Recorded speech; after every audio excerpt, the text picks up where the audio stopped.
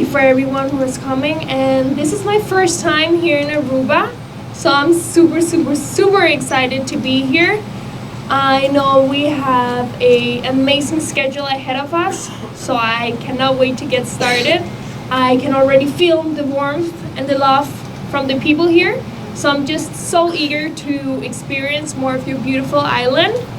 Really just get too deep with your culture, try your food, and just really connect with the people, because I am sure that is one of the things I will always remember from here.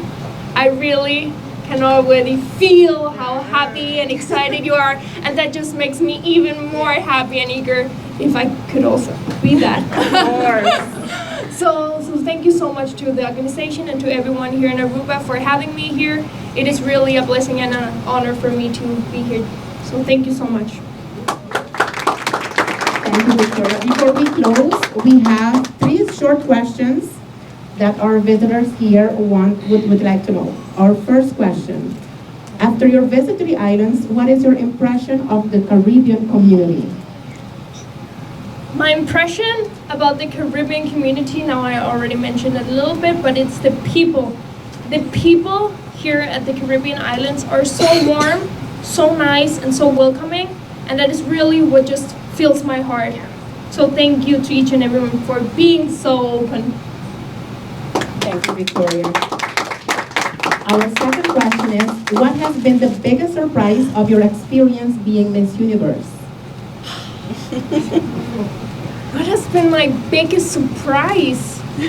Actually, of course, a lot of surprises come along the way, but I always get so positively surprised.